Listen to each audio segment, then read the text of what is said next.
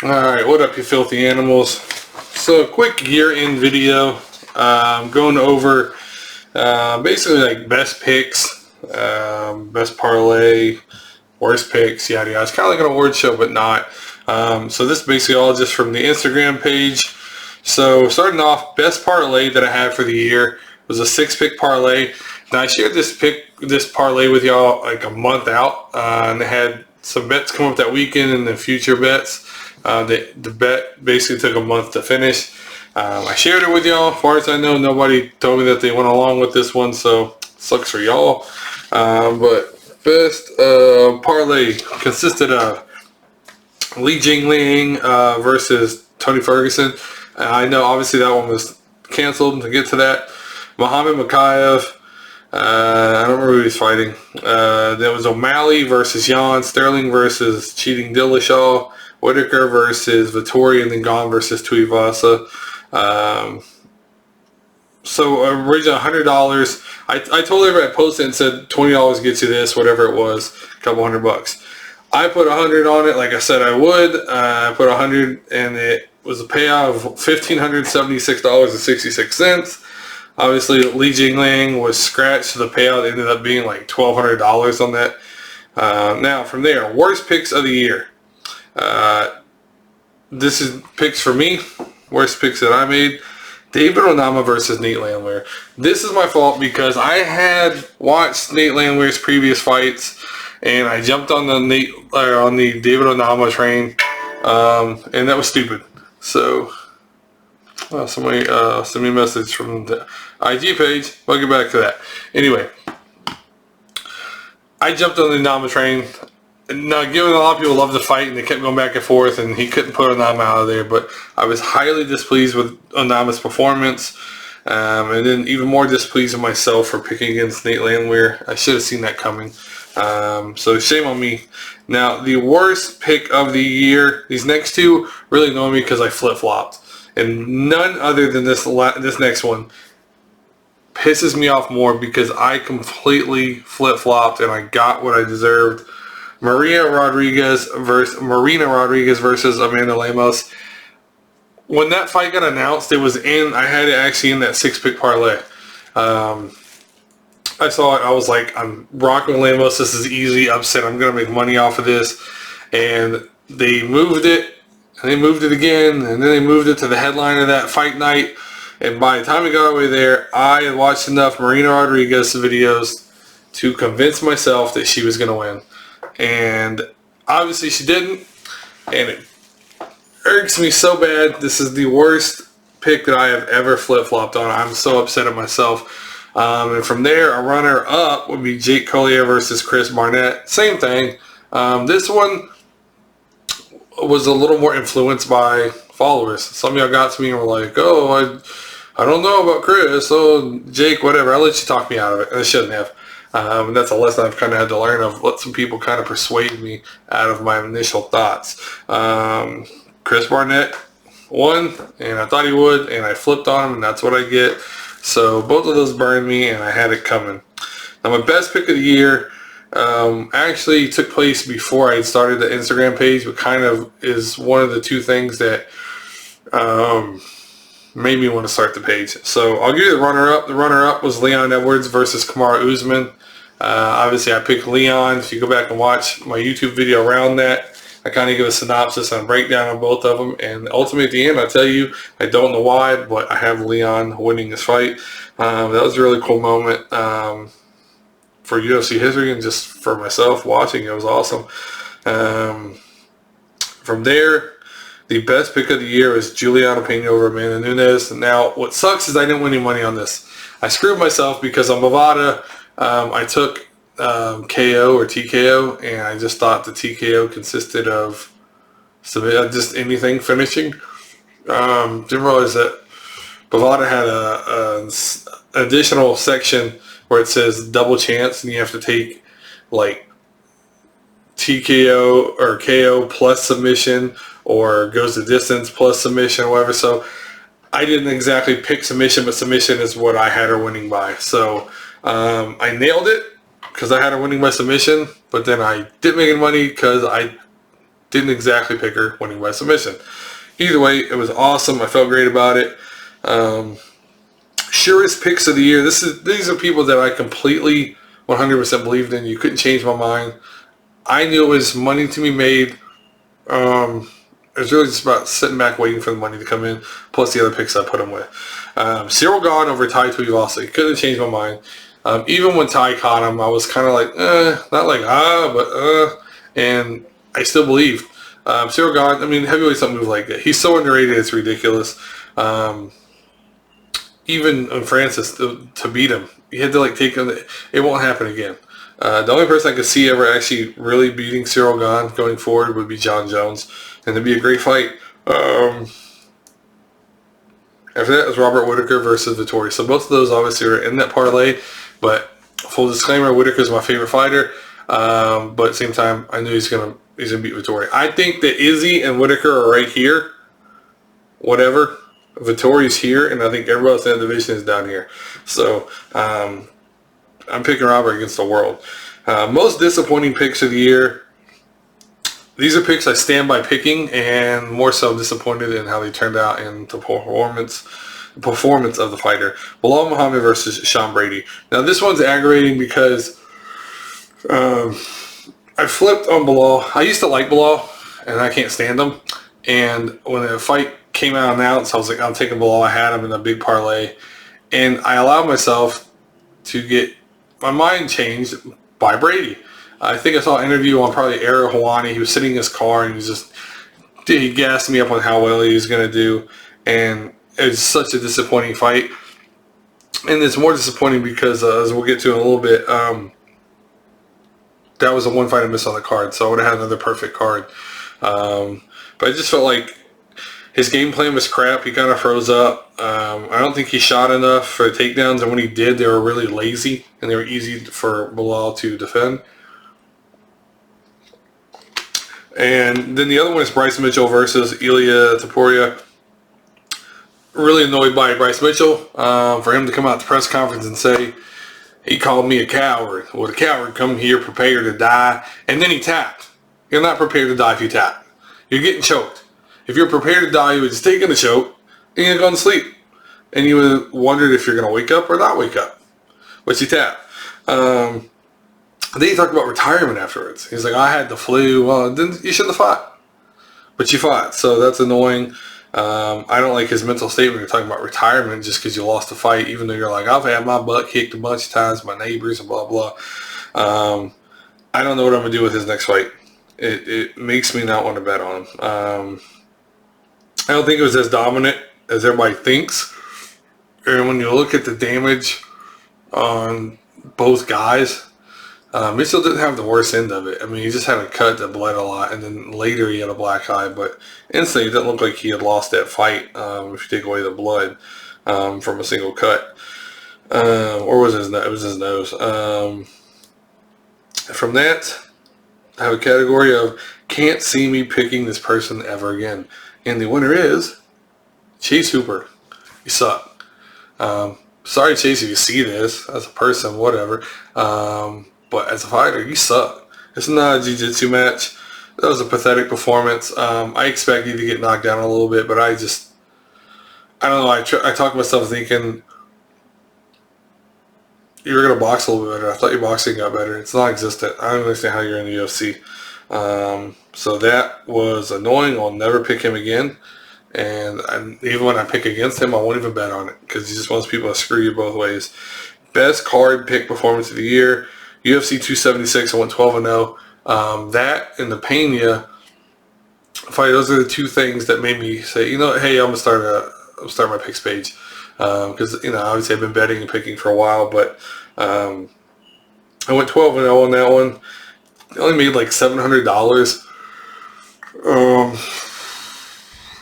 I would have made like another $1,000 if it wasn't for, I believe, O'Malley when he eye poked Pedro Munoz. I think either I had the finish or I had it going to distance or something like that. So maybe because it was a no contest. One way or another, it screwed me out of winning a lot more money. And then also, I didn't put all my eggs in one basket. I kind of show favoritism and I bet on Strickland versus Pariah. I hedged with that, and I think I hedged another one. So I kind of got scared and to put all the money on my picks. But other than that, I won like $700. And then UFC 280, again, I went 11-1 on that one. If it wasn't for Sean Brady, I would have gone 12-0. And then my favorites on the good list this year. So if you watch, you know that I keep track of everything. You follow me. I have a good list that I put up every week or so, or at least every time I add or subtract from it. This list basically consists of people who are either up-and-comers, new fighters, or fighters that are not yet fighting ranked opponents, and that you can basically blindly kind of just know that next time they fight, you can put your money on them. So, like I said, I add and subtract through that throughout the year. And for women, Yasmin, let me say her last name, Yargway, whatever, I don't know. She's awesome. 2 fights, and when I saw her first fight against the other Jasmine, as a fight of the year contention, they were both awesome, but I had picked her, and she is amazing. And then Natalie Silva, same thing. Natalie Silva is awesome and beautiful. But from there, the men, Gelton Almeida, no surprise there. And then Jack Della Maddalena. Both those guys, awesome. Could be future champs. I actually going to go over future champs now. I didn't put Jack on there, but I whipped this together real quick. So these are going to be my thoughts on some future champs at the end of the year, and kind of how I got to oh shit, the camera, there's an earthquake, one or the other. Flyweight, I have Amir Abazi, and at some point in 2024, whether it's the end of the year or some point in the year, I have Amir Abazi winning a flyweight championship. Bantamweight, Chito Vera, obviously. Getting there, he's going to have to wait until O'Malley fights Triple C, and then from there, Vera gets his chance. Arnold Allen for featherweight. After seeing him fight Cater, and the best thing that happened to Cater was getting hurt, because he's going to get completely destroyed. I did not realize that Arnold Allen was that big for his weight class. Arnold Allen will absolutely be champion in 2023.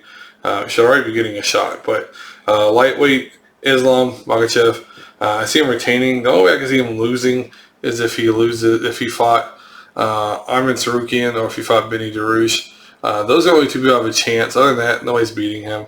Nobody active right now that I know of. So I could see Islam just retaining, or even if he lost it, getting it back by the end of the year. I don't know. So on to welterweight, Khamzat Chimaev. If he can make weight, Khamzat gets the belt. Maybe Usman fights Leon, beats Leon again, and then probably rides away in the sunset. Just he's talked about it before, and then just with his injuries, his knees, and the surgeries he keeps having, I don't see him wanting to then fight Khamzat. But if he does, props to him. It'd be a good fight. I can see Khamzat still winning, as long as his gas tank is fixed. Like I say, he makes weight. Middleweights, Robert Whittaker, Bobby Knuckles. So 2 ways I could see this kind of happening would be Pariah beating Izzy again. But this time I think it's harder for Izzy, because I think Pariah could just throw caution and win, and they're going to see who gets knocked out first. So Izzy could catch him like he did at the end of the first round, or Pariah's just going to come out swinging and he catches Izzy. Because Pariah has to know that strategy he had last time didn't work. He barely got Izzy at the end of the fight, and I still think it was an early stoppage, but whatever. And then he was getting dominated. So I expect him to come out and just be like a little more careless and a little more brave and just throwing haymakers. But if that happens, I see Robert absolutely destroying Pariah. And if Izzy wins, I still see Whittaker getting a chance at the end of the year to fight Izzy again, and I can see him beating Izzy.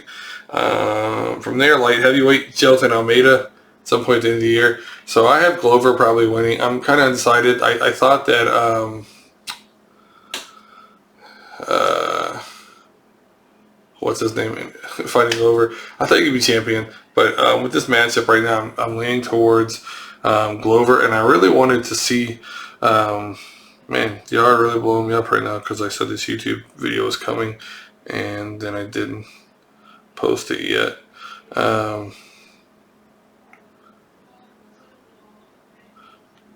Sorry.